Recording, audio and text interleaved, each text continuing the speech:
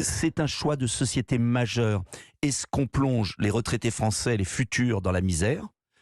Parce que c'est ça le projet de loi. C'est que si vous prolongez à 64 ans et que vous avez un taux de chômage des seniors à partir de 55 ans colossal, ça veut dire que les seniors, ils seront d'abord au chômage, puis après ils seront au RSA. Entre 62 et 64. Ils auront des retraites minables. Vous le dites ainsi, mais pour Gabriel Attal, c'est soit la réforme ou la faillite. Vous ne voulez pas de la réforme, Nicolas Dupont-Aignan, donc vous optez pour la faillite. C'est faux, puisque Monsieur Attal dépense des dizaines de milliards d'euros qui pourraient être économisés. Dans mon intervention hier, j'ai parlé des fausses cartes vitales, entre 10 et 20 milliards. J'ai parlé des retraites versées à l'étranger à des morts, 200 millions à 1 milliard. J'ai parlé du versement à l'Union européenne, plus 4 milliards chaque année. Et puis le scandale des scandales, alors là, il n'y a pas de réponse. C'est les fameux emprunts, c'est un peu compliqué pour nos auditeurs peut-être. Allez-y, si vous estimez que c'est un scandale, de quoi s'agit-il ? C'est un scandale d'État. Ce sont les emprunts à taux variable, indexés sur l'inflation, alors qu'on pouvait emprunter à taux fixe. Et qui continuent. On a rajouté, vous savez combien au budget 2022 ? 15,9 milliards d'euros. Mais monsieur Dupont-Aignan, on ne le découvre pas ?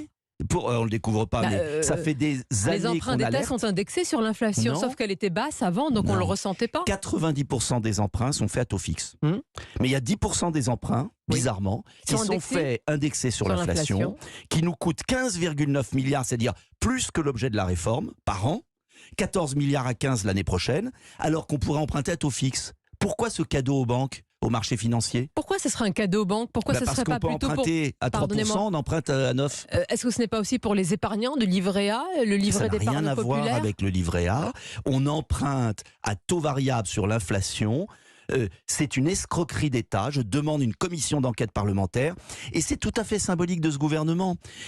Il dépense sans compter quand ce sont ses amis, mais quand ce sont des petits retraités qui ont des retraites déjà très faibles, il faut encore les racketter. Le sujet est important, je m'y arrête. Une seconde, vous dites escroquerie d'État, mais si j'ai bien compris, ces emprunts d'État qui sont indexés sur l'inflation le sont depuis des années. Vous avez raison. Et comme l'inflation était basse, monsieur Dupont-Aignan, on ne le ressent pas. Donc aujourd'hui, vous venez crier au loup. En 2022, il y a encore eu une dernière émission le 23 janvier dernier, 2023, on a emprunté à 18 milliards d'euros à taux variable, sachant que l'inflation est exorbitante.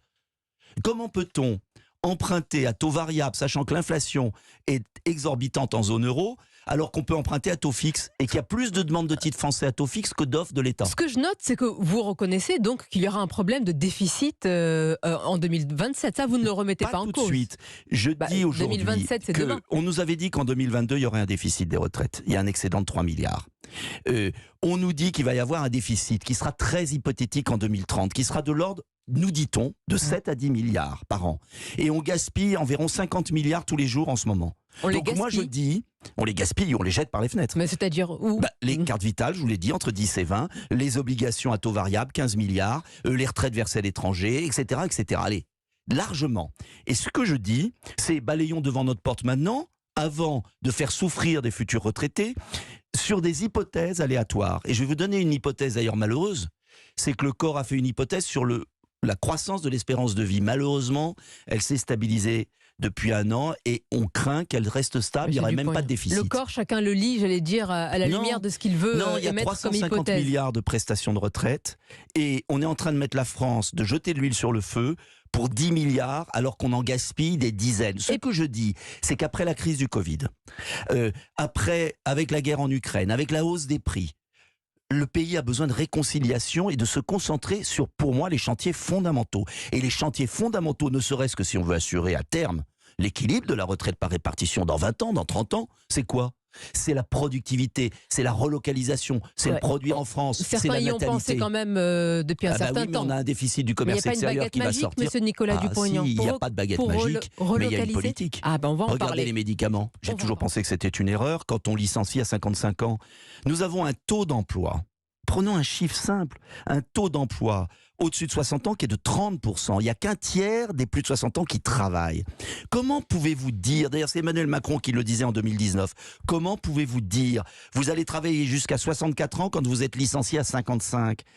Occupons-nous de refaire notre force productive. Nicolas Dupont-Aignan. Et alors on pourra dire, peut-être, travailler un peu plus, mais pour l'instant, il faut qu'il y ait du boulot. pour travailler un peu justement, plus. sur la phrase que tout le monde cite d'Emmanuel Macron en 2019, il y a une suite dans cette phrase et il dit oui, mais ça dépend aussi du chômage. Si on gagne la bataille du chômage, alors là... Mais elle n'est pas gagnée pour les seniors, c'est complètement faux.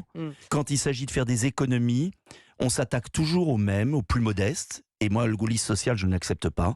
Alors qu'il y a tellement de gisements d'économies dans notre pays, de privilèges, sans parler d'ailleurs entre nous. Est-ce que vous ne croyez pas que les sénateurs qui n'ont pas réajuster leur régime de retraite ne devrait pas montrer l'exemple? Est-ce que vous ne croyez pas que le président de la République ne devrait pas renoncer à sa retraite chapeau? Vous savez... C'est pas de la démagogie tout cela? Non, vous ne pouvez fonder un effort collectif et une réconciliation du peuple français qu'autour d'un effort partagé. Vous ne pouvez pas donner des leçons à la terre entière et ne jamais vous les appliquer à vous-même.